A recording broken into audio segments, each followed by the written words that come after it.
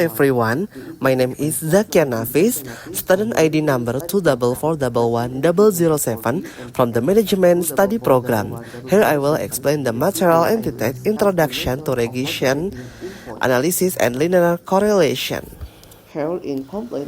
Baik rekan-rekan sekalian, pada materi kali ini saya akan menjelaskan materi yang berjudul pengantar analisis regresi dan korelasi linear. Dalam dunia penelitian dan bisnis, seringkali kita ingin mengetahui hubungan antara dua variabel. Misalnya, apakah iklan mempengaruhi penjualan, apakah jam belajar mempengaruhi nilai ujian. Untuk menjawab pertanyaan seperti ini, kita menggunakan dua alat statistik penting. Yang pertama, korelasi, yaitu mengukur seberapa kuat hubungan antara dua variabel tersebut. Kemudian regresi linear, yaitu mengukur seberapa besar pengaruh satu variabel terhadap variabel lainnya. Jadi, korelasi itu mengukur hubungan, sedangkan regresi adalah memprediksi pengaruhnya. Korelasi linear digunakan untuk mengetahui apakah dua variabel memiliki hubungan yang searah atau positif atau berlawanan arah negatif, serta seberapa kuat hubungan tersebut. Rumus korelasi Pearson R. R sama dengan sigma XY dikurang sigma X, sigma Y dibagi sigma X pangkat 2. Namun dalam prediksinya, kita sering menggunakan software seperti SPSS, Excel, atau Python. Jadi rumus ini jarang dihitung manual. Nilai korelasi R, nilai R berada antara kurang min 1 sampai lebih dari 1. Nilai R, interpretasi hubungannya adalah kalau dia lebih dari 1, hubungan positif sempurna. Kalau dia 0, tidak ada hubungan. Kalau dia kurang dari 1, maka hubungan negatif sempurna. Contoh, R sama dengan lebih dari 0,85, maka hubungan sangat kuat dan searah. Kalau R sama dengan kurang dari 0,75, maka hubungan kuat tapi berlawanan arah. Kalau R sama dengan 0,10, maka hubungannya lemah. Makna korelasi positif. Jika X naik, maka Y juga ikut naik.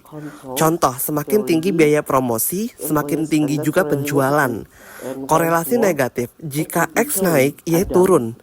Contoh, semakin tinggi harga, semakin rendah permintaan.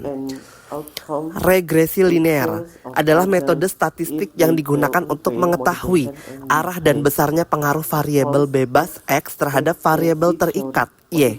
Tujuannya bukan hanya melihat hubungan, tetapi juga membuat prediksi. Jenis regresi ada dua. Yang pertama adalah regresi linear sederhana, yaitu satu variabel X dan satu variabel Y. Contoh, pengaruh jam belajar X terhadap nilai ujian Y. Yang kedua, regresi linear berganda, lebih dari satu variabel X. Contohnya, pengaruh promosi X1 dan harga X2 terhadap penjualan Y. Rumus regresi linear sederhana. Y sama dengan A plus BX. Keterangan, Y variabel terikat yang diprediksi, X variabel bebas yang mempengaruhi. Sedangkan A adalah konstanta atau nilai Y jika X sama dengan 0. B, koefisien regresi, besarnya perubahan Y setiap satu satuan perubahan X. Contoh kasus, seorang peneliti menemukan persamaan regresi Y sama dengan 20 tambah 5X. Artinya, jika X sama dengan 0, maka Y sama dengan 20 nilai dasar. Jika X naik 1, maka Y naik 5. Jadi setiap penambahan 1 jam belajar, nilai ujian meningkat 5 poin. Uji signifikan.